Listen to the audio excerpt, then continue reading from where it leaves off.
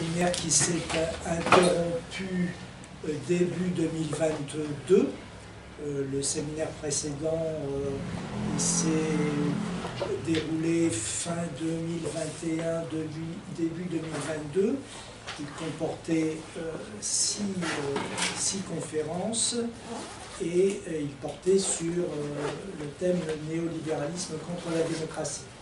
Donc aujourd'hui, nous entamons un voyage un petit peu plus long, un parcours un petit peu plus long, puisqu'il est programmé sur 2 ans avec comme titre les chemins de l'hégémonie et comme sous-titre comment ont-ils fait et comment allons-nous faire.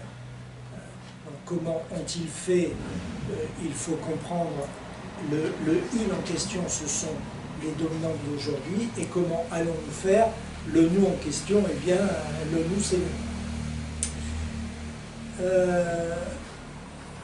Il était prévu au départ sur 3 ans, et je l'ai ramené à 2, je dirais à la demande générale.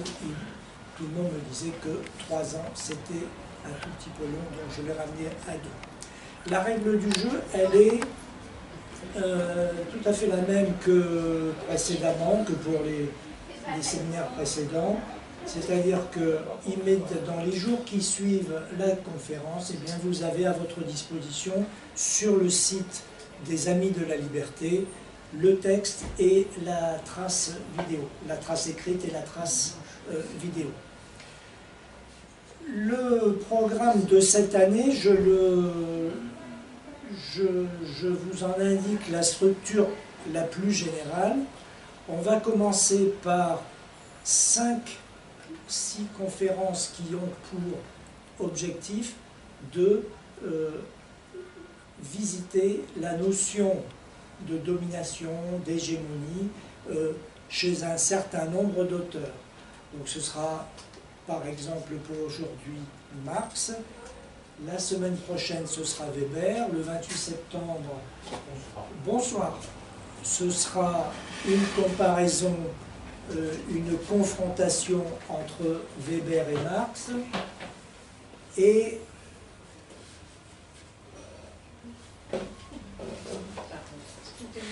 ensuite, en octobre, en novembre et en décembre, nous continuerons avec Bourdieu, Foucault, Gramsci et également une conférence sur le thème psychanalyse et hégémonie. Alors, Marx, sur ce sujet, sur Marx d'une manière générale, évidemment, il y a bien des manières de parler de Karl Marx, Marx Engels, on va dire, et le plus difficile est de ne pas s'égarer, évidemment, tant la matière est abondante. Et aujourd'hui, ce que je vais faire, je vais me concentrer sur, dans le cadre de cette première conférence, sur les années au cours desquelles Marx et Engels font toute une série d'avancées intellectuelles sur le thème qui nous intéresse, et en particulier sur le thème du matérialisme historique.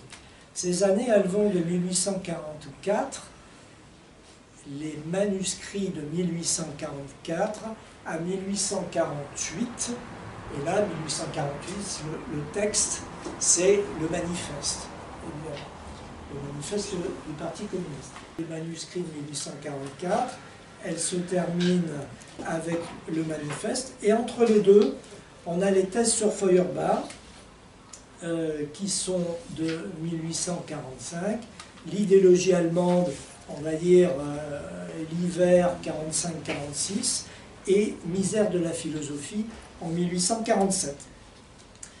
On va travailler sur ces textes-là. Je vais utiliser une conférence de Maurice Godelier, qui est encore vivant. J'ai constaté récemment qu'il vient de publier aux éditions sociales une réédition des textes de Marx et Engels sur les sociétés précapitalistes. Je me demande bien quel âge il peut avoir, mais il est encore des nôtres. Donc une conférence de Maurice Godelier qui est intitulée « Ordre, classe, État chez Marx » et une conférence qu'il a donnée en 1990 à l'occasion d'un colloque à Rome et dont les actes ont été publiés en 1993, quelques années après, donc par l'École française de Rome, sous le titre « Vision sur le développement des États européens, théorie et historiographie de l'État moderne ». Je vais aussi utiliser un texte, un livre, un ouvrage connu, 5 études du matérialisme historique, qu'Étienne Balibar a publié en 1974. Tout Marx n'est pas, bien sûr, dans les 5 textes de Marx et Engels que j'ai mentionnés tout à l'heure, évidemment, mais pour ce qui concerne notre sujet, bonjour. Marx, évidemment, ne réside pas dans ces textes. Comme vous le savez, bien entendu, il y a le Capital, etc., etc., etc. Mais dans ces textes-là, il y a toute une série de choses qui sont dites qui nous intéressent au premier chef. Je vais vous proposer 3 ensembles de réflexions. Premier ensemble, des réflexions sur le thème des ordres et des classes et de la façon dont Marx et Engels se saisissent de cette question. Deuxième ensemble de réflexions, vous allez voir qu'il est lié au premier, on va passer aux classes et à la lutte des classes. Et puis, après quoi, je passerai au troisième temps de mon exposé, le plus important, qui va concerner la question de l'État. Alors, peut-être faut-il aussi que je fasse une remarque préliminaire. J'ai bien conscience, je ne fais aucune hypothèse sur vous qui êtes ici ce soir, mais j'ai bien conscience qu'aujourd'hui, dans la société générale, dans la société globale, ces termes-là de classe, de lutte des classes, sont devenus peu usités. Ils sont même, on pourrait presque dire qu'ils sont refoulés, ils sont blacklistés, refoulés, enfin tout ce qu'on voudra. Et, bien des gens vous diront qu'ils sont surannés, désuets, etc. Bien. Eh bien, j'espère que cette conférence aura au moins l'intérêt de leur redonner un petit peu de lustre. Donc, sur la notion d'ordre et de classe, ce qu'il faut dire, c'est que chez Marx, cette notion de classe n'est pas évidente parce qu'il ne l'emploie pas toujours de la même manière. Dans certains textes, il la distingue très clairement de la notion d'ordre d'Ancien Régime, comme dans ces 2 passages de l'idéologie allemande. Le premier, du seul fait qu'elle est une classe et non plus un ordre, la bourgeoisie est contrainte de s'organiser sur le plan national et non plus sur le plan local et de donner une forme universelle à ses intérêts communs.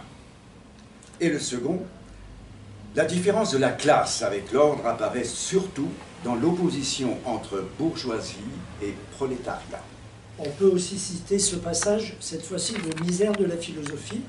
Les conditions économiques avaient d'abord transformé la masse du pays en travailleurs. La domination du capital a créé à cette masse une condition commune, des intérêts communs. Ainsi, cette masse est déjà une classe vis-à-vis du capital, mais pas encore pour elle-même. Dans la lutte, dont nous avons signalé que quelques phases, cette phase réunie, elle se constitue en classe pour elle-même. Les intérêts qu'elle défend deviennent des intérêts de classe, mais la lutte de classe à classe est une lutte politique. Encore un autre passage, cette fois-ci du manifeste. À mesure que grandit la bourgeoisie, c'est-à-dire le capital, se développe aussi le prolétariat. la classe des ouvriers modernes qui ne vivent qu'à condition de trouver du travail et qui n'en trouvent que si leur travail accroît le capital. Alors, dans tous ces textes, donc, ce qu'il faut voir, c'est que Marx emploie le mot classe dans un sens étroit, strict. Mais dans d'autres textes, le même Marx emploie le même mot, classe, avec un sens plus large. Par exemple, dans le Capital. Dans le monde antique, le mouvement de la lutte des classes a surtout la forme d'un combat, toujours renouvelé entre créanciers et débiteurs, et se termine à Rome par la défaite et la ruine du débiteur plébéien, qui est remplacé par l'esclave. On trouve aussi un passage sur ce thème dans une lettre que Marx adresse à Weidemeyer en 1852. Weidemeyer, par parenthèse, il est aujourd'hui considéré comme le troisième auteur de l'idéologie allemande, Marx, Engels, Weidemeyer. En ce qui me concerne, ce n'est pas à moi que revient le mérite d'avoir découvert l'existence des classes dans la société moderne, pas plus que la lutte qu'elles y livrent. Des historiens bourgeois avaient exposé bien avant moi l'évolution historique de cette lutte des classes, et des économistes bourgeois en avaient décrit l'anatomie économique. Voilà. Je signale au passage que les historiens et les économistes dont parle Marx dans cette citation, pour ce qui est des historiens, Marx pense à François Guizot, on aura l'occasion d'en reparler plusieurs fois, et s'agissant des économistes, c'est Keynes, Smith et Ricardo. On aura aussi l'occasion d'en reparler. Alors, le premier sens du mot classe chez Marx, ou sens restreint ou sens strict, il désigne les, vous allez reconnaître cette définition sans aucun doute, il désigne les groupes sociaux qui composent la société capitaliste moderne, groupes entre lesquels existent des rapports de domination et d'exploitation fondés sur les places différentes qu'occupent ces groupes dans le processus de production. Voilà. C'est une définition ou une autre approchante que l'on peut trouver dans bien des textes. Dans ce sens strict, les classes se distinguent des ordres en quoi? Elles se distinguent des ordres en ce que les rapports de domination et d'exploitation sont fondés sur des raisons exclusivement économiques et sur rien d'autre. Dans le second sens, au contraire, Marx emploie le concept de classe autrement.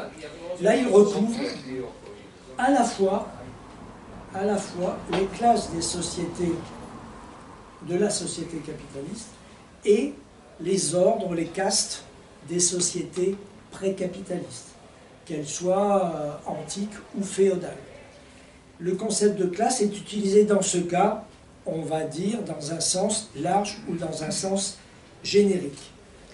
Godelier fait remarquer que le sens strict prévaut, domine dans l'idéologie allemande, et que alors l'idéologie allemande sens strict parce que c'est un texte doctrinal, mais que le sens large ou générique prévaut dans le manifeste, qui lui est, c'est sûr, un texte beaucoup plus politique, un texte de combat.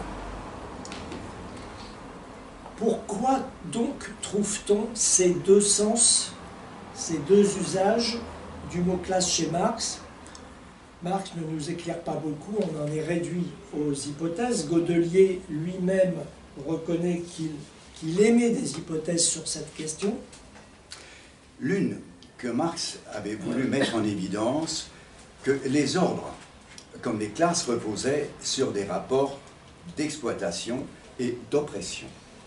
L'autre, qui avait voulu indiquer que leur naissance et leur disparition correspondaient à des étapes différentes du développement de la production, des conditions matérielles de l'existence.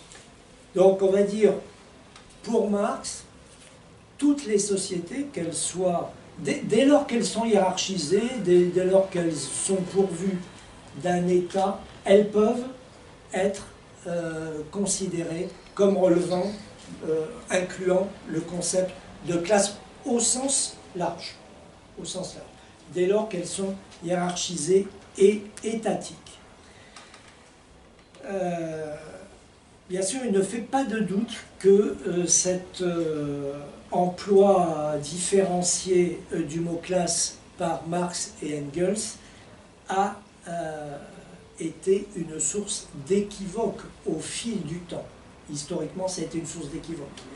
Il y a des historiens qui ont cru que parce que Marx parlait de classe pour les sociétés antiques et féodales, eh bien il leur fallait à toute force chercher des classes au sens capitaliste du terme, dissimulées derrière les ordres de ces sociétés antiques et féodales.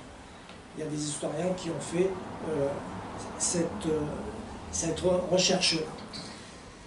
En fait, c'est une impasse. Ce que Marx souhaitait, Marx, Engels, ce qu'ils souhaitaient simplement, c'était que les historiens reconsidèrent le regard qu'ils portaient sur cet objet historique que constitue le concept d'ordre.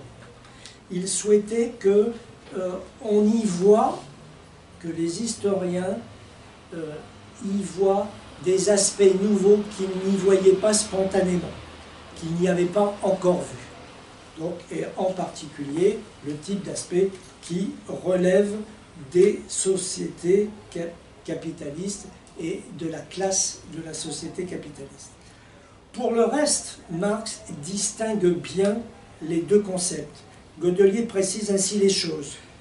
L'existence de classe, au sens spécifique et moderne, suppose l'égalité de principe juridique de tous les membres de la société face à l'État, égalité qui n'exclut pas leur inégalité matérielle et sociale dans l'accès aux moyens de production, aux moyens de subsistance, à l'argent et aux différentes formes de richesse. Et il poursuit, par contre, dans les sociétés à ordre ou à caste, une telle égalité de principe entre les individus n'existe jamais. Et à la limite, elle est impensable. Alors, ce qu'il faut bien voir, c'est que dans une société où vous proclamez, vous posez l'égalité juridique entre toutes les personnes, égalité juridique de principe, eh bien, il ne reste plus guère de moyens pour obliger les gens à travailler que d'organiser aussi l'expropriation des personnes, des moyens de production et des moyens de subsistance. C'est la condition sine qua non pour que le principe juridique affiché, proclamé, puisse fonctionner et produire ses effets. C'est-à-dire, ça veut dire quoi? C'est obliger les gens à vendre leur force de travail et à la vendre, librement, hein, entre guillemets. Les gens vendent leur force de travail, mais ils sont réputés la vendre librement. Cette expropriation, elle est un moyen économique, c'est donc en tant que tel, en tant que moyen économique, c'est une force matérielle, mais qui ne repose pas sur l'usage direct de la violence. Et elle a produit deux types d'effets.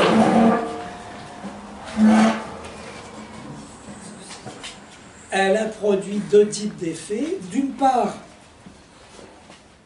elle a comme vertu de rendre les rapports entre les classes bien moins complexes que ce qu'ils étaient sous les sociétés antiques et féodales, en particulier sociétés féodales, sociétés d'Ancien Régime, bien moins complexes que dans les sociétés d'Ancien Régime. Ah, vous en avez peut-être une idée, hein, il y avait 1001 façons de travailler, d'avoir des rapports avec je vais employer un terme, donneur d'ordre dans les sociétés d'Ancien Régime. Mille et une façons. Avec la classe et le salarié, etc., ça change du tout au tout. Et la deuxième, le deuxième aspect, la deuxième conséquence, c'est que la nouvelle situation, elle a pour effet, elle a pour conséquence de rendre tout un chacun particulièrement sensible aux conséquences du fait d'être exclu de la propriété, des moyens de production et des moyens de subsistance. Tout un chacun ressent très fort le fait qu'il est sans propriété des moyens de production et de subsistance. Et cette conscience nette et claire de cet état de choses, de ce nouvel état de choses, elle n'est sans doute pas pour peu de choses dans le fait que assez vite, au XIXe siècle, ou même avant la Révolution française même, tout au cours du XVIIIe siècle, les luttes de classe ont pris très vite une forme assez violente, à mesure que les personnes se trouvaient exclues de la propriété des moyens de production et d'échange. Voilà donc cette première série de réflexions sur ordre et classe, et je passe à ma deuxième partie sur la lutte des classes et les classes. Et nous allons commencer avec une phrase connue qui se trouve au début de la première partie du manifeste. L'histoire des sociétés jusqu'à nos jours n'a été que l'histoire des luttes de classe. Et immédiatement après cette phrase célèbre, Marx et Engels énumèrent, à titre d'exemple, une série d'oppositions historiques.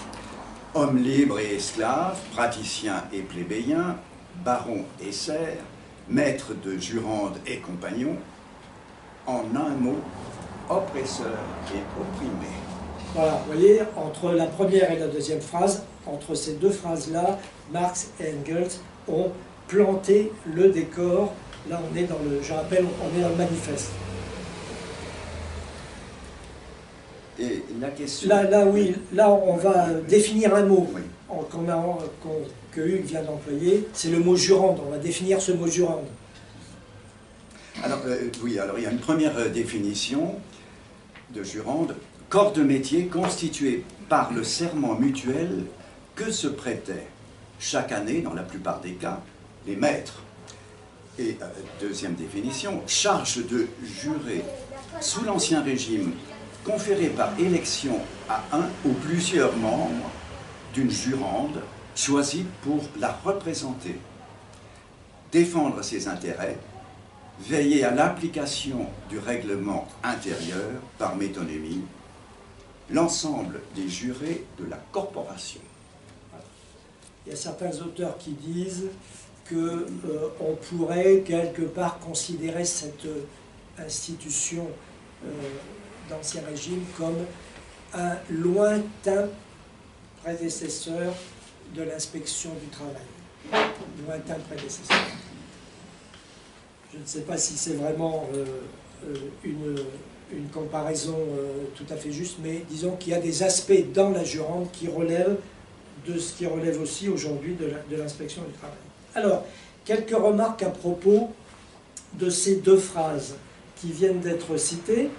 Il faut d'abord retenir une première chose, c'est que Marx et Engels parlent d'abord, l'ordre de ces deux phrases n'est pas innocent. L'ordre dans lequel elles sont prononcées ou écrites, c'est d'abord la lutte des classes et ensuite seulement la phrase sur les classes. Cet ordre indique que Marx et Engels placent la lutte des classes avant les classes. C'est la lutte des classes qui, selon eux, détermine l'existence des classes, et non pas l'inverse. C'est la lutte des classes qui détermine leur configuration à ces classes qui déterminent leur évolution et non pas l'inverse. Les classes ne sont pas des choses, des substances, des réalités qui commenceraient par exister et qui entreraient ensuite en lutte entre elles. C'est la lutte des classes d'abord qui constitue la réalité première. C'est la lutte des classes qui constitue la réalité sociale première pour Marx et Engels, et c'est d'elle qu'il faut partir. C'est elle qui imprime sa marque aux classes, qui imprime sa marque aux contours des classes, à leurs objectifs, à leur forme d'action. Et c'est encore elle qui va nous mener à la connaissance des classes. Cette première remarque, elle me conduit à une deuxième, c'est que la conscience de classe, expression également bien connue, la conscience de classe n'est pas créée par une classe à la façon où un individu invente ses idées. La conscience de classe, elle n'est pas inventée, elle est produite. Elle est produite dans le contexte et dans les conditions de la lutte de classe. Elle est produite donc dans des conditions matérielles données par la lutte des classes. Troisième remarque, remarque relative à la vie d'aujourd'hui, à notre société d'aujourd'hui. On ne peut pas ne pas remarquer, ne pas relever que l'idéologie bourgeoise prend l'exact contre-pied de ce que je viens de dire. L'exact contre-pied. La bourgeoisie est prête à parler de classe, à employer ce mot. Elle est même prête à parler de classe, de sous-classe, de sous-sous-classe, etc., etc. Ça ne lui fait pas peur, si je puis dire. Mais il y a une chose dont elle ne veut pas entendre parler, c'est de l'antagonisme des classes. Ça, elle ne veut pas en entendre parler. Alors, elle est confrontée à un certain nombre de réalités qui sont tout de même incontournables. Par exemple, il y a une évidence de la lutte des classes au XIXe siècle qui a été documentée, etc., etc. Alors là, qu'est-ce qu'elle va dire? Elle va dire, oui, oui, oui, la lutte des classes au XIXe siècle, mais là, ça relève d'erreurs de jeunesse du capitalisme qui n'a pas su gérer les rapports sociaux. Aujourd'hui, tout ceci n'a pas cours. Ou bien, si vous prenez une autre réalité incontournable, les luttes de classe après la Deuxième Guerre mondiale, à la libération, etc. Ah, ouais, les luttes de classe à cette époque-là, ah, ben, c'était dû à l'existence d'un parti communiste fort qui, comment dire, remuait sans cesse ces notions de classe, de lutte des classes, etc. Et nous en sommes sortis, ce n'est plus d'actualité. Ces réflexions, la bourgeoisie, elle préfère de beaucoup parler de dialogue, de partenariat, etc. Et donc ces réflexions suggèrent en fait que la centration sur les classes, c'est une centration sur un objet qui peut être en fin de compte changeant. Prenez par exemple la classe ouvrière, le concept de classe ouvrière, à quel point le système l'a dégonflé depuis une quarantaine ou une cinquantaine d'années, à quel point ce concept s'est retrouvé dévalorisé, délégitimé, décrédibilisé, etc., depuis des dizaines et des dizaines d'années. Et à l'inverse, prenez le concept de classe moyenne, et bien aujourd'hui, on nous rebat les oreilles avec cette notion de classe moyenne sur laquelle, évidemment, il y aurait beaucoup à dire. Bref, et pour clore cette série de remarques, le sujet, c'est donc, j'y reviens, la lutte des classes et pas les classes. Et cela me conduit à l'idée que derrière la lutte des classes et derrière la classe dominante, qui est derrière cette lutte des classes qui l'a conduit, eh bien, il faut envisager l'État, qui n'est rien d'autre aujourd'hui que la expression, définition marxienne, qui n'est rien d'autre aujourd'hui que l'organisation de la bourgeoisie en classe dominante.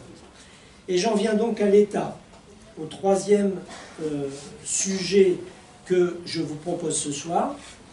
S'agissant des idées de Marx sur l'État, je vais distinguer, il faut distinguer deux temps dans la réflexion de Marx, deux temps bien distincts. D'une part, le manifeste de 1848, nous allons commencer par ce temps-là, regarder ce qu'il en est au niveau du manifeste. Et puis d'autre part, il faut distinguer autre chose, ce sont les réflexions de Marx et Engels après la Commune de Paris, donc après 1871. Deux temps qui sont très différents. Marx et Engels développent deux conceptions différentes de l'État en 1848 et en 1871. 1848, donc le manifeste. Le manifeste, il nous apprend beaucoup de choses sur l'État, sur son programme, sur son rôle dans la lutte des classes. Dans la deuxième partie, Marx et Engels énumèrent les mesures à prendre par le prolétariat une fois qu'il aura imposé sa place comme classe dominante. Et nous allons vous faire là une longue citation du manifeste. 1. Expropriation de la propriété foncière et confiscation de la rente foncière au profit de l'État. 2. Impôt fortement progressif. 3. Abolition de l'héritage. 4.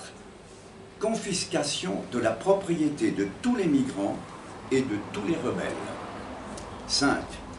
Centralisation du crédit dans les mains de l'État par le moyen d'une banque nationale avec le monopole exclusif. 6. Centralisation dans les mains de l'État de tous les moyens de transport. 7. Augmentation des manufactures nationales et des instruments de production dans les mains de l'État. Défrichement des terrains incultes et amélioration des terres cultivées d'après un système général. 8. Travail obligatoire pour tous.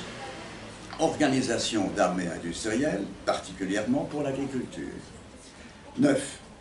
Combinaison du travail agricole et industriel. Mesures tendant à la fusion graduelle de la ville et de la campagne. 10. Évocation et éducation publique et gratuite de tous les enfants. Abolition du travail des enfants dans les fabriques tel qu'il est pratiqué aujourd'hui.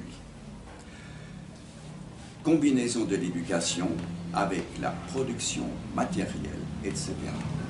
Voilà, donc c'est un long passage. Trois notions dominent ce texte, trois choses dominent ce texte. D'abord, vous le voyez, l'État, il est omniprésent dans ce texte-là. Il est cité ou supposé presque à chaque point, à chacun de ces 10 points. Et ensuite, ce qui est très présent, c'est la notion d'organisation du prolétariat en classe dominante. Et troisièmement, la question de la transformation des rapports de production qui revient presque en permanence. Chacune de ces mesures est censée y contribuer. Et une idée qui domine, qui organise et qui domine l'ensemble et qui lui donne sa cohérence, l'idée c'est il s'agit de préparer le passage du capitalisme à la société sans classe, c'est-à-dire au communisme. Autrement dit, le processus de réalisation des objectifs historiques du prolétariat passe par ces mesures. Autrement dit encore, ce programme vise à réaliser la tendance à la disparition des antagonismes de classe annoncés par le manifeste. Et là, on ne peut pas ne pas poser une question peut-être dérangeante, on va dire, qui est la suivante. Comment se fait-il, je rappelle qu'on part de l'idée qui est dans le manifeste de tendance historique nécessaire à la disparition, etc., etc. Comment se fait-il que cette tendance historique nécessaire à la résorption des antagonismes de classe ait besoin d'un tel programme si ferme, si déterminé, si énergique? Pourquoi cette tendance historique nécessaire a-t-elle besoin d'être poussée en avant à ce point? N'y a-t-il pas là un paradoxe? Ne pourrait-on se contenter d'attendre que cette fameuse tendance historique nécessaire déploie ses effets jusqu'à ce que la révolution survienne comme un fruit mûr? Et là, il nous faut revenir pour comprendre un passage déjà cité, mais incomplètement, et nous allons le citer plus complètement. L'histoire des sociétés n'a été que l'histoire des luttes de classe. Hommes libres et esclaves, praticiens et plébéiens, barons et serfs, maîtres de jurande et compagnons, en un mot, oppresseurs et opprimés. En opposition constante, on menait une guerre interrompue, tantôt ouverte, tantôt dissimulée. Une guerre qui toujours finissait par une transformation révolutionnaire de la société tout entière ou par la destruction des deux classes en lutte. Voilà, donc là, Marx et Engels, dans ce passage, qui avait déjà été cité mais incomplètement tout à l'heure, qu'est-ce qu'ils disent? Ils disent que le communisme n'est pas un idéal moral, mais le résultat de l'histoire réelle, qu'il est le résultat d'une histoire ouverte, qui n'est pas écrite d'avance. Un avenir, il y en aura un, il y en aura forcément un, il y en aura nécessairement un, et il est matériellement déterminé. C'est-à-dire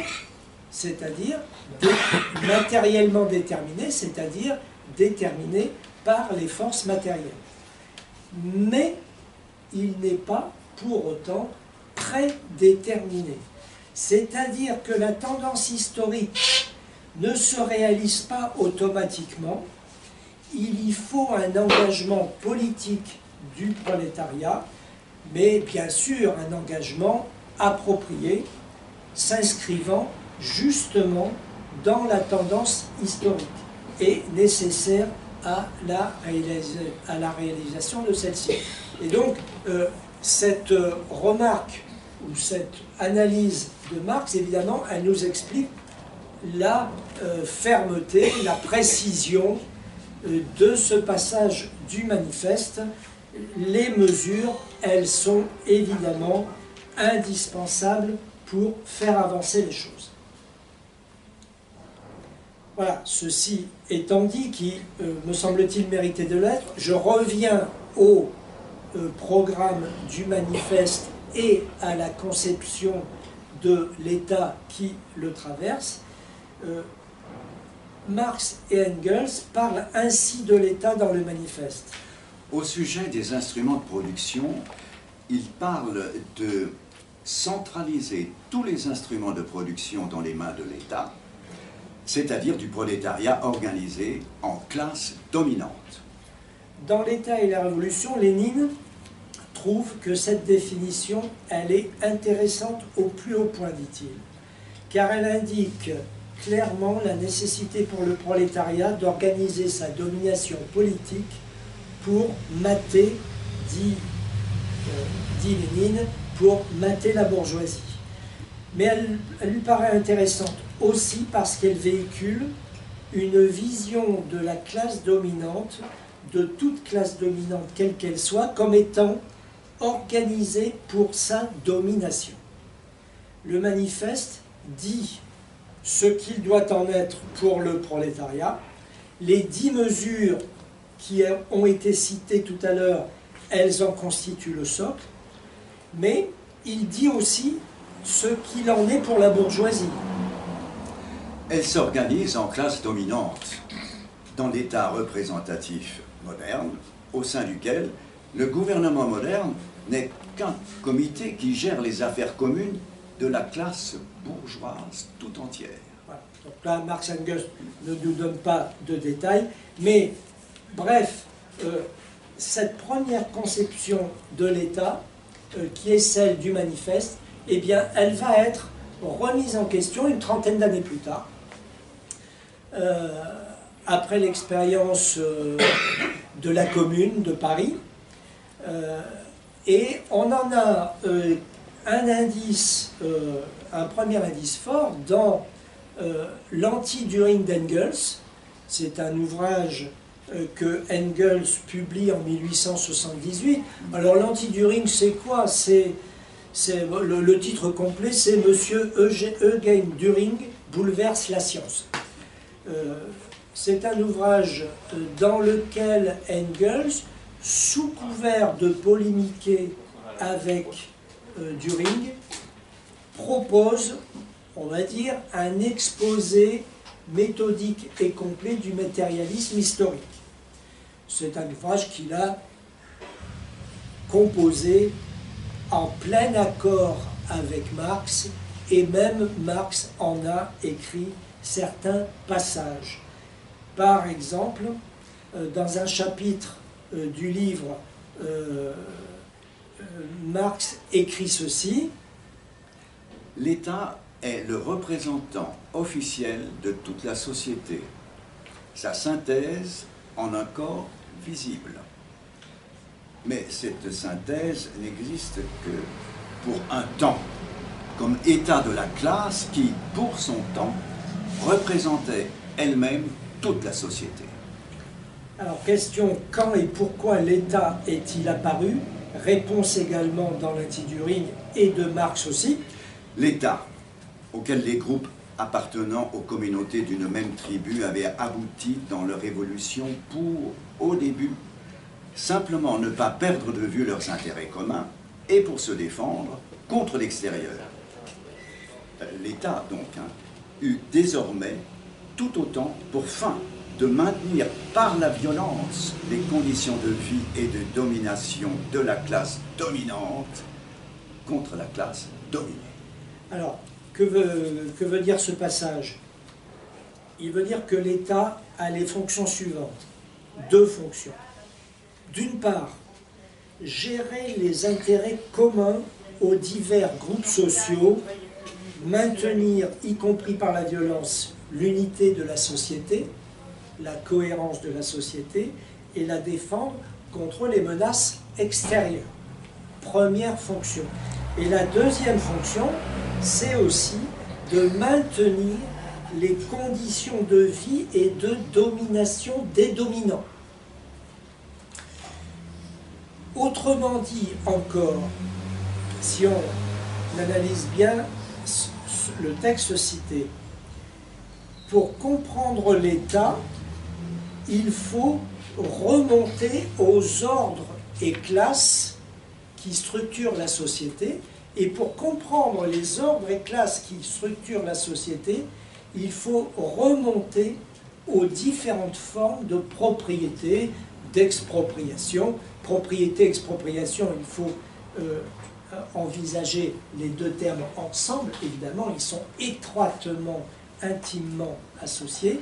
Donc, l'État, les ordres et classes et les différentes formes de propriété et d'expropriation qui assurent l'existence de ces ordres et classes. Et cette façon d'envisager les choses, elle a une conséquence importante, c'est que l'État en tant que tel, c'est quelque chose qui ne s'abolit pas. On ne se réveille pas un matin en disant « je vais abolir l'État ». Il peut, certes, dépérir et même s'éteindre, mais s'il en est ainsi, c'est parce que, en amont de l'État, la division de la société en classes dominantes et dominées, elle a elle-même disparu. Voilà une première évolution, un premier bouger dans les conceptions de Marx et de Engels, mais Marx et Engels ne s'arrêtent pas là, qui est déjà très intéressant. Ils vont plus loin, ils vont faire ce que Godelier appelle, Balibar, excusez-moi, appelle une rectification du manifeste, et cette rectification, elle va donc se faire, ainsi que je l'annonçais, à la lumière de la Commune de Paris, de l'expérience de la Commune de Paris, et c'est ce que nous allons regarder maintenant de plus près. La première grande rectification, c'est que Marx et Engels vont, à partir de 1871, avancer une nouvelle conception de l'État. Ils vont distinguer dans l'État deux choses. Ils vont distinguer le pouvoir d'État et l'appareil d'État. L'État va donc devenir, à partir de ce moment-là, un concept complexe qui articule ces deux aspects. Voici comment Balibar présente la thèse de Marx. Le pouvoir politique d'une classe dominante, comme la bourgeoisie, ne s'exerce pas directement, mais indirectement, en un double sens. Alors, il ne s'exerce pas directement parce que, d'une part, la domination économique, elle ne peut pas tenir lieu de domination politique. Domination économique, c'est une chose, domination politique, c'en est une autre. La domination économique, par ailleurs, elle ne se suffit pas à elle-même. La lutte des classes proprement économique, elle doit donc être prolongée par une lutte des classes proprement politique. Et le pouvoir politique, eh bien, il ne s'exerce pas directement parce que, d'autre part, la classe dominante n'y intervient pas en tant que telle, comme collectivité constituée. En ce sens, dit Balibar, l'État capitaliste, l'État de la classe capitaliste, ce n'est jamais l'État des capitalistes. Ce n'est jamais un syndicat de capitalistes. Et voici le point. En fait, dit Balibar, le pouvoir politique d'une classe dominante s'exerce réellement par l'intermédiaire d'un appareil spécialisé placé au-dessus de la société, c'est-à-dire au service de la classe dominante. On a donc deux séries de rapports que Balibar détaille. On a d'une part le pouvoir de fait de représentants de la classe dominante ou d'une fraction déterminée de celle-ci, bien entendu, ce qui est toujours possible. On a donc le pouvoir de fait de représentants de la classe dominante sur l'appareil spécialisé de l'État, représentants de la classe dominante sur l'appareil spécialisé de l'État, et puis d'autre part, vous avez le pouvoir de l'appareil spécialisé de l'État sur, cette fois-ci, la société. Donc les représentants de la classe dominante, l'appareil spécialisé de l'État et la société. Et donc, on a trois instances avec deux systèmes de relations. La différence, c'est que entre les représentants de la classe dominante et l'appareil spécialisé de l'État, on a affaire à un pouvoir de fait. À un pouvoir de fait. Alors que, entre l'appareil spécialisé de l'État et la société, on a affaire à un pouvoir de droit qui est légalement organisé. Les choses sont différentes. Donc, le pouvoir politique d'État ne se réalise donc pas sous la forme d'un rapport d'une classe à l'autre. Il est médiatisé par l'appareil d'État, par l'appareil spécialisé de l'État. Ce dernier, l'appareil spécialisé de l'État, il réalise sous une forme spécifique la domination de classe ou fraction de classe, tout en la dissimulant aux yeux de la société, de sorte que le pouvoir politique se présente comme un pouvoir de l'État lui-même sur la société. On voit bien ici au passage quelque chose d'important, c'est que critiquer l'État et se limiter à cela, à une critique de l'État, c'est forcément toujours un peu court. C'est un peu court si on se contente de critiquer l'État et que l'on ne remonte pas aux formes, aux rapports sociaux d'expropriation, de propriété, etc., qui se trouvent en amont. Donc, il faut toujours se demander, quand on critique l'État, quel type de rapports sociaux l'État en question réalise. Quelle suite cette analyse va-t-elle avoir sur la conception de la politique? Question maintenant que je pose. Pour être sûr de bien faire la soudure, donc je répète ce que nous avons vu. Le pouvoir politique de la classe dominante est dissimulé sous l'apparence du pouvoir de l'État lui-même. Nous avons vu ça. La société, que ce soit les classes dominantes ou les classes dominées, n'a affaire qu'à l'État, non à la classe dominante. Et donc, les classes ne se font pas face. L'État, lui, il traite avec des individus libres et égaux, bien entendu, surtout libres et égaux, qui vont à l'école, qui vont au travail, qui sont élus, qui sont salariés, etc., etc., etc. Voilà où nous en sommes arrivés, la société dans laquelle nous sommes, les éléments de base que conçoivent Marx et Engels. Question, comment l'exercice du pouvoir politique par la classe dominante invisible va-t-il se réaliser? Comment le pouvoir politique va-t-il se réaliser avec cette idée que la classe dominante est invisible? Eh bien, il va se réaliser par l'intermédiaire de représentants. Mais, donc il faut toujours conserver en tête cette hypothèse de la classe dominante invisible, des représentants, mais quel genre de représentants? Ce ne sera pas, ça ne peut pas être des représentants de la classe dominante. Elle est invisible. Donc ça va être forcément des représentants du peuple entier.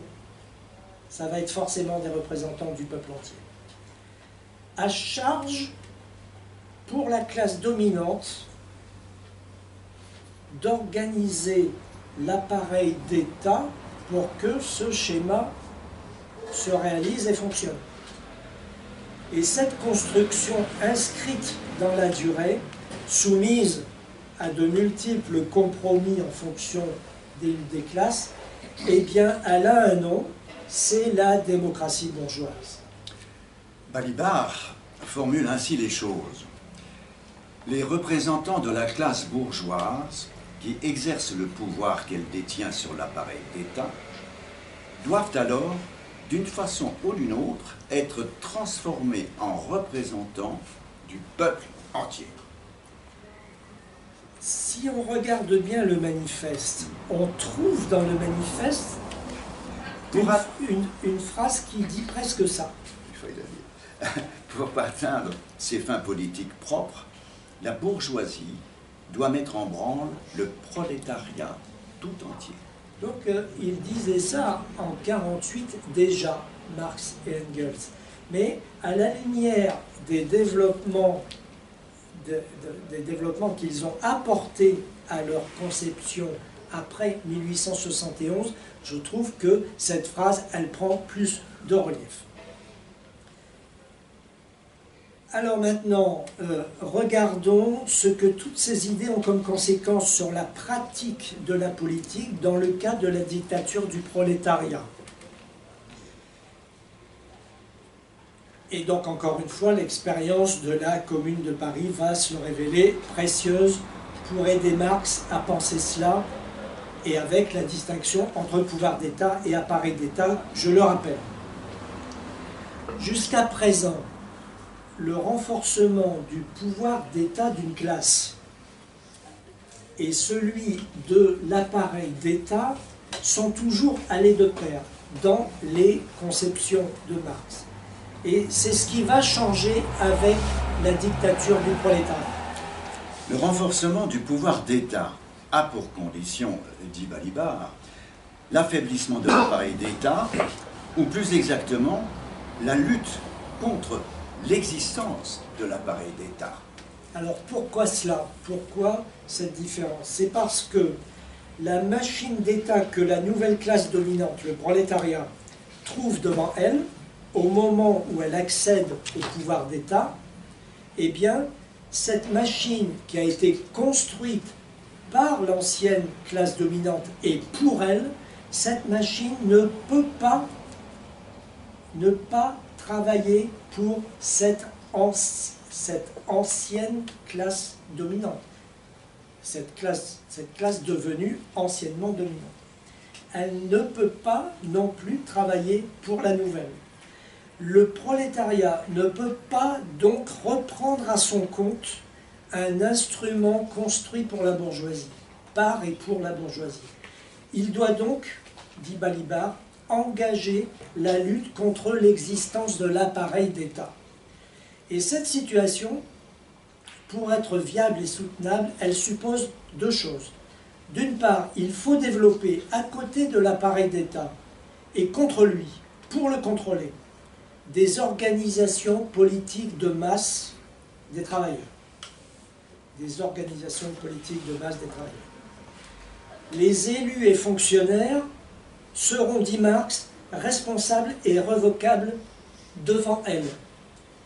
Et d'autre part, et surtout, il faut que la pratique politique s'insinue dans la sphère du travail, de la production. Il faut en finir, disent Marx et Engels, avec la séparation entre le politique et l'économie. Alors, on voit bien, là ce sont des thèses extrêmement lourdes de sens et de conséquences. Nous ne sommes pas du tout dans la société actuelle, dans ce schéma-là, évidemment. On voit bien ce qu'apporte à Marx la méditation de l'expérience de la Commune par rapport au manifeste. Dans le texte de 1948, on peut trouver l'idée de l'État comme organisation de la classe dominante, mais cette idée, elle est, si je puis dire, non genrée. Ça peut être l'État de la classe dominante, bourgeoisie ou prolétariat, on ne sait pas. C'est l'organisation de l'État comme classe, c'est l'organisation de la classe dominante. Dans la nouvelle conception, il en va tout autrement. Marx et Engels distinguent maintenant deux cas de figure. Quand c'est la bourgeoisie qui domine, elle s'organise en classe dominante et elle le fait en développant l'État. Et quand c'est le prolétariat qui est classe dominante, il s'organise en classe dominante et il le fait en diminuant ou en luttant contre l'État. Balibar dit que le prolétariat s'organise en classe dominante, seulement en faisant surgir à côté de l'appareil d'État et contre lui des formes de pratique et d'organisation politique totalement différentes. Donc en fait, en détruisant l'appareil d'État existant et en le remplaçant non pas simplement par un autre appareil, mais par l'ensemble d'un autre appareil d'État, plus autre chose qu'un appareil d'État.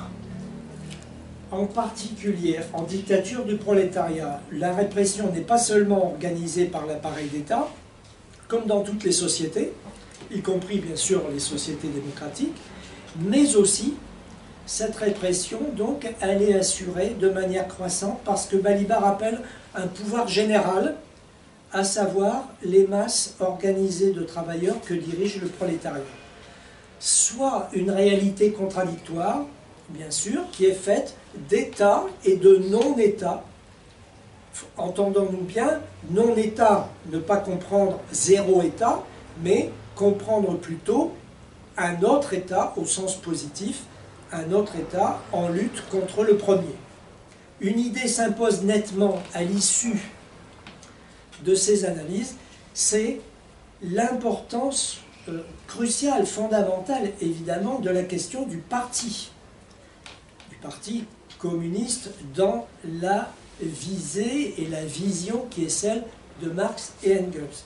C'est une question que je laisse totalement de côté, évidemment, elle n'est pas dans mon sujet, mais bien sûr, c'est une sacrée question. Que peut devenir la politique dans ces conditions? Marx ne nous éclaire pas beaucoup sur cette question non plus. Aussi bien Marx, quand il fallait se projeter dans l'avenir, il avait une façon très particulière de se projeter dans l'avenir, qui était de parler du présent, à vrai dire. En 1847, Marx et Engels, ce qu'on peut dire, c'est qu'en 1847, Marx et Engels associent la question de la fin de l'État et de la fin de la politique. Mais l'expérience de la Commune leur a montré quelque chose d'autre, quelque chose de différent, et ils en tiennent compte. Elle leur a montré la politique faite par les producteurs. La politique faite par les producteurs. Et contre le pouvoir d'État, par exemple, ils ont vu les clubs de travailleurs soldats et de leurs familles pendant la Commune de Paris. Et donc, ils tiennent compte de cette réalité-là, qui a fonctionné 2 mois, hein, mais bon, qui a fonctionné. Balibar résume ainsi cette situation complexe. D'un côté, c'est la tendance de la destruction de l'État, donc la tendance à la disparition de la politique, en tant qu'elle s'identifie avec la lutte de classe pour et dans l'État. Mais c'est aussi, d'un autre côté, la tendance à la constitution d'une nouvelle forme politique, ou mieux, d'une nouvelle pratique de la politique, bien que celle-ci soit nécessairement commandée d'abord par les impératifs d'une lutte de classe, donc constituée contre l'État et par rapport à lui. Et cette deuxième tendance est la condition même de réalisation de la première, puisque seule elle représente l'originalité historique du prolétariat de façon positive et lui donne les moyens de sa lutte. Voilà, alors si je résume cette citation, si je résume le résumé de Balibar, on va dire la nouvelle pratique de la politique est la condition de la destruction de l'État. Donc là, condition de la disparition de la politique. La nouvelle pratique de la politique est la condition de la disparition de l'État et donc de la disparition de la politique. Voilà ce que l'on pouvait dire, ce que je souhaitais dire aujourd'hui sur ce sujet à partir du manifeste et de sa rectification après la Commune par Marx et Engels. Il est bien clair évidemment qu'il y aurait beaucoup de choses à dire, bien d'autres chantiers à ouvrir, qui serait celui, je l'ai déjà dit, de la politique aujourd'hui, du parti aujourd'hui. Il est manifeste, entre guillemets, si je puis me permettre, que la réflexion de Marx et Engels peut encore nous servir. Je crois que c'est ce que nous voyons, c'est ce que j'ai essayé de montrer. Elle peut encore nous servir de guide aujourd'hui encore, même si, bien entendu, les choses, elles ont changé par beaucoup d'aspects. La lutte des classes, elle a changé de forme. Elle est même, je le disais aussi tout à l'heure, elle n'est même plus perçue comme telle par beaucoup de gens. Si elle est perçue comme telle aujourd'hui, c'est peut-être, on va dire, par une infime minorité de gens, de concitoyens. Bon, puis il y a eu aussi d'autres changements énormes. La dimension planétaire des problèmes aujourd'hui, elle est évidemment évidente, qui apporte beaucoup de complexité. Et puis, les moyens de la politique ne sont plus les mêmes non plus. Enfin, bref, et sans parler l'urgence écologique, etc., etc., beaucoup de choses ont changé. Mais pour autant, il me semble qu'il y a des éléments de réflexion qui sont encore utile pour nous aujourd'hui. Merci de votre attention.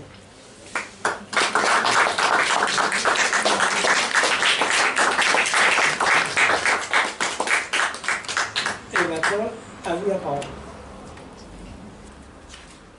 Alors, tu sembles dire qu'en fait, Marx, il a été, la pratique de la Commune a influencé sa pensée. Mais alors, en fait, la pratique de la Commune, elle vient d'où alors ? Ah, elle vient d'où? Pour une part, les acteurs de la Commune, sauf erreur de ma part, ils étaient inspirés par la Révolution française, pour une part. Les clubs, quand je parle des clubs de travailleurs soldats, c'est quelque chose qui est disons, repris de ce qu'on a pu observer pendant la Révolution française, à certaines phases de la Révolution française, par exemple. Et la pratique, enfin, ça vient de la pratique du moment, inspirée par c'est ce que tu disais tout à l'heure, les classes, elles sont conscientes dans la lutte. Or là, en 71, il y avait un contexte historique, économique, social particulier. Et donc, en se mettant en branle dans le combat, ils ont créé une situation. Il faut savoir que les ministères pendant la Commune, ils sont déserts. La bourgeoisie... Et parmi les jours du bas, par exemple, les artistes, ils vont décider de voir quels sont, eux, ce qu'ils veulent en tant qu'artistes. Et voilà, ça part vraiment du bas. Voilà. On a la même chose pour l'éducation. On a la même chose pour l'éducation. Il y a une commission qui se réunit sur l'éducation. Il y a un auteur qui récemment a fait un très beau livre là-dessus. Et cette commission, elle rédige un rapport qu'elle va présenter à la commune. Qu'elle va présenter. Et ça relève d'une initiative, je vais dire, autogestionnaire, d'une initiative d'un certain nombre de personnes que ce sujet motive. Il y a beaucoup d'enseignants, bien entendu, dans cette commission, et elles se réunissent et elles vont ensuite présenter leurs propositions à la commune. Bon, on a des artistes, etc., etc. Le contexte, c'est que la bourgeoisie a abandonné la ville, elle s'est installée à Versailles. les fonctionnaires sont partis.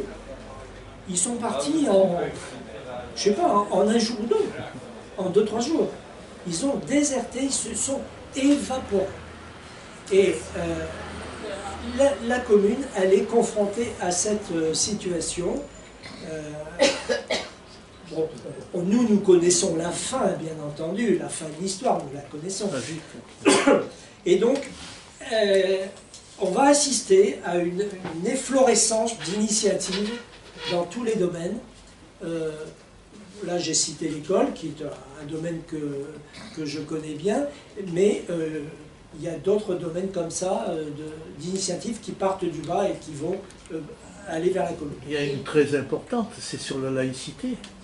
En fin de compte, c'est la Commune de Paris qui a vraiment anticipé, et si on a eu cette loi de 1905, la séparation de l'État et de l'Église, et sur la laïcité, cette émergence de la Commune de Paris, ça a été d'une production idéologique, des idées de réforme extraordinaires.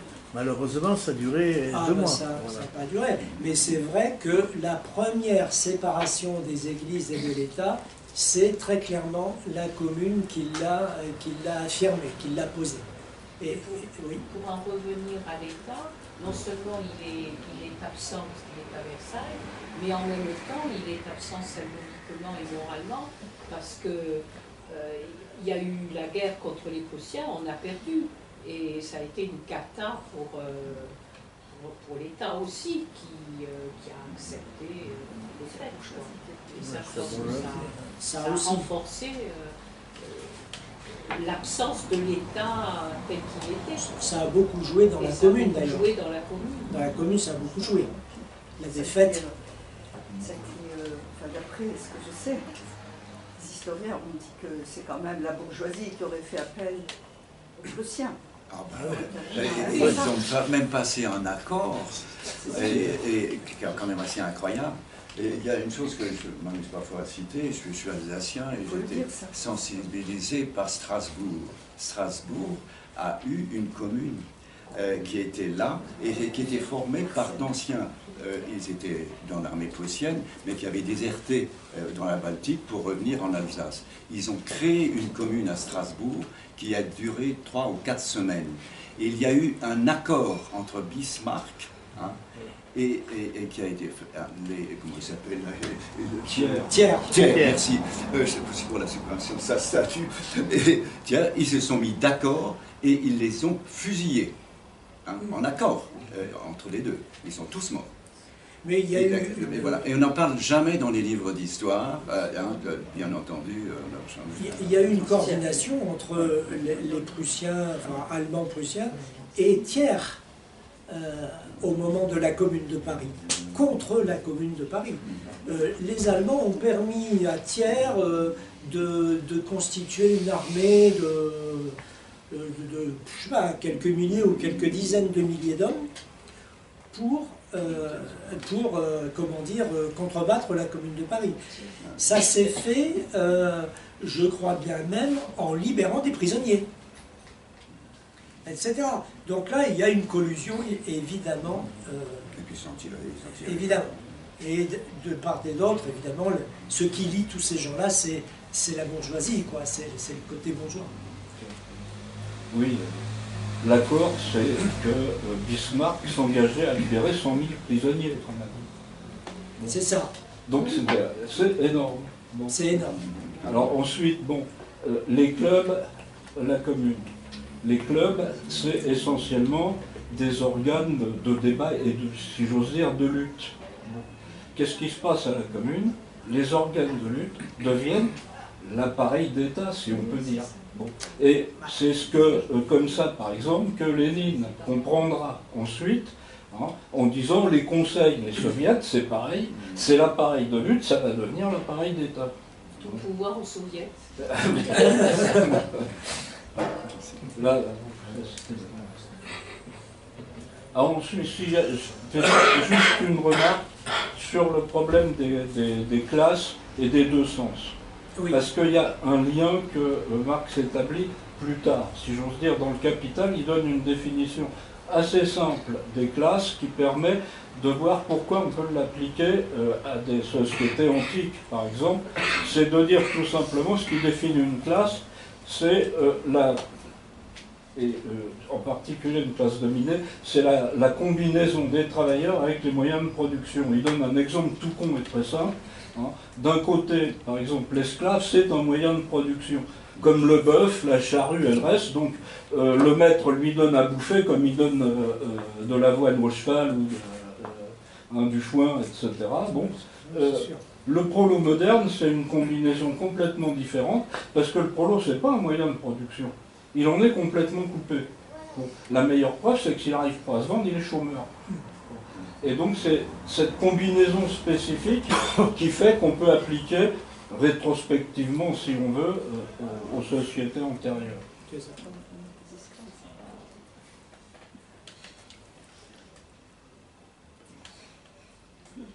Autre intervention. Est-ce qu'il est possible de développer un peu plus le fait qu'il y ait une relecture après la Commune au niveau de ces concepts-là? Comment Marx et Engels, il faut arriver à quelle conclusion après la Commune pour dire qu'on retravaille cette définition? Qu'est-ce que tu veux dire? Le fait qu'ils aient remanié, comme tu le présentes là, ils aient remanié, au bout du compte, en fait, la conclusion de la Commune pour eux, qu'est-ce qui les a amenés à dire on retravaille là-dessus et on redéfinit, on part sur une nouvelle base en quelque sorte? Ben, ils sont frappés par le fait que leur première conception, en 71, elle ne fonctionne pas du tout. Ils sont frappés par le fait que les communards, la première chose qu'ils font, c'est qu'ils inventent des formes de lutte, de débat, d'échange, de débat, de lutte, etc. Ils inventent une multitude de formes de ce type et ça les interpelle. Ils se disent qu'il faut qu'ils reviennent sur leur conception de 1848, qui était une conception qui valait aussi bien pour la bourgeoisie que pour le prolétariat. Et donc, c'est là où ils sont amenés à dédoubler le concept d'État entre pouvoir d'État et appareil d'État, appareil spécialisé d'État, et à imaginer cette nouvelle articulation entre les deux aspects. Ce qui est important de voir, c'est ce que j'ai dit, c'est que ça a des conséquences très fortes sur la conception de la politique, de la façon de faire de la politique. Il est sûr que à partir du moment où on dit laissons de côté la bourgeoisie, à partir du moment où on dit quand c'est le prolétariat qui est aux commandes, eh bien celui-ci installe sa domination en travaillant à la réduction de l'État et de son pouvoir, ça c'est quelque chose de complètement nouveau et il le fait, pour que cela se fasse, il faut que se développent des formes non politiques, enfin, ou des formes, on ne va pas dire non politiques, que diable, mais des formes, peut-être, je vais dire, autogestionnaires, si on peut le dire comme ça, des formes, disons,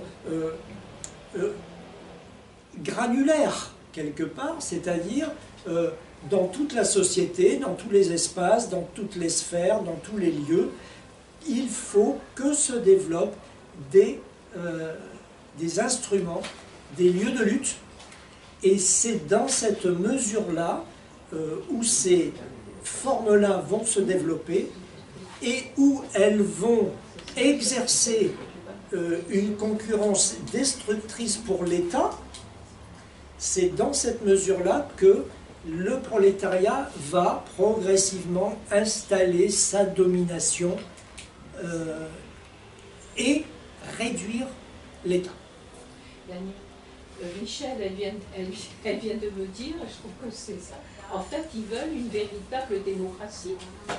C'est peut-être ça. On est, Une véritable, il faudrait encore bien définir, mais c'est ça. oui, de la démocratie participative, Voilà. celle-là même que les puissants d'aujourd'hui ne veulent pas. Hein. Quand ils parlent de démocratie, vous l'avez peut-être remarqué, vous l'avez sans doute remarqué, c'est toujours, ils commencent par dire démocratie, démocratie, démocratie, et la quatrième chose qu'ils disent, c'est démocratie représentative. Hein. Ils ne jurent que par la démocratie représentative, bien entendu, et on voit pourquoi. Hein. La démocratie représentative, on voit pourquoi ils ne peuvent pas envisager autre chose que ça, puisque c'est la démocratie bourgeoise ou la démocratie représentative, c'est elle qui permet précisément d'éviter le face-à-face entre les deux classes. Marx il dit autogouvernement et, Engels parlera de législation directe par le peuple. Législation directe, autogouvernement. Voilà. Oui, parce que, et ça c'est un problème que tu as abordé. Il dit autogouvernement, il ne dit pas quelque chose comme autogestion. Non, comme je l'ai dit moi. Ben, non, c'est pourquoi? pas juste ça. Mais c'est pas ça. C'est que ça montre le problème. C'est que il dit aussi, dans la guerre civile, il dit la forme enfin trouvée de l'émancipation du travail. Bon, c'est ça. Ouais. Mais ça, c'est une forme politique. Or, que ce soit en 1848, dans le manifeste, ou après la Commune encore, par exemple dans des notes sur Bakounine, Marx continue à penser que la fin de l'État, ce sera aussi la fin de la politique. Le pouvoir public perdra son caractère politique. Il le dit dans le manifeste et il le dit dans les notes sur Bakounine. Et ça, c'est le problème, un des problèmes essentiels. Est-ce que la Commune ne le met pas en porte-à-faux avec une politique proprement ouvrière, mais qui ne se confond pas avec l'étatisme, et qui du même coup n'est pas obligé de dépérir avec l'État. Dans ce cadre-là, c'est quoi la politique? Parce que si on parle de la politique, c'est la lutte des classes pour et dans l'État. La Commune de Paris, il semble que les classes, elles sont en train de disparaître. Dans ton truc, après, quand il n'y a plus de classe, c'est quoi la politique? Alors, il y en a un qui a répondu un peu à ça, mais très elliptiquement, c'est encore le brave Lénine. Pourquoi? Il dit, c'est encore sur un texte, bon, à propos de Boukharine, il dit, dans le communisme, les antagonismes disparaîtront, mais pas les contradictions. Bon. Autrement dit, ce qu'il dit, les antagonismes, c'est les antagonismes de classe. Alors, bon, là c'est clair, ça disparaît. Mais il y aura quand même des contradictions partielles, provisoires. Bon. Et il faudra bien les régler. Et s'il y en a un qui a maintenu l'idée d'une politique dans le communisme, c'est Lénine. D'accord.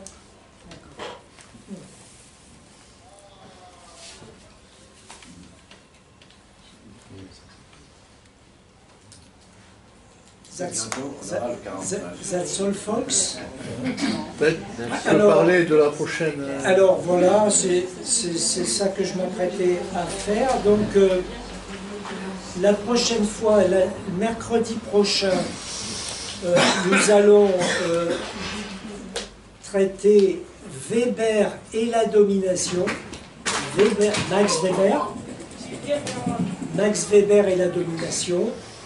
La théorie de la domination de Max Weber. Et le 28, la troisième fois, le 28 septembre, nous aurons une séance qui va venir en continuité de la deuxième, puisque là ce sera Weber avec ou sans Marx. Alors là l'idée ce sera de regarder en quoi Weber se rapproche ou peut se rapprocher de Marx ou pas. Voilà. Donc là aussi, j'essaierai de clarifier cette question-là. Voilà, je me contente de présenter la deuxième et la troisième conférence. Donc, comme d'habitude, vous aurez le texte un de ces 4 matins, là, un de ces jours prochains, avec la trace vidéo. Vous avez aussi le blog sur le site des Amis de la Liberté. C'est extrêmement simple. Vous allez sur le site des Amis de la Liberté et tout en bas à gauche, vous avez une pastille blog de Daniel Amédro.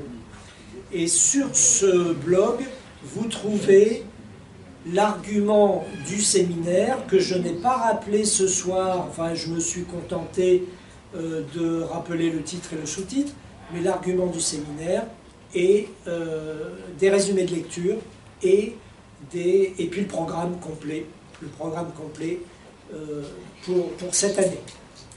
Voilà.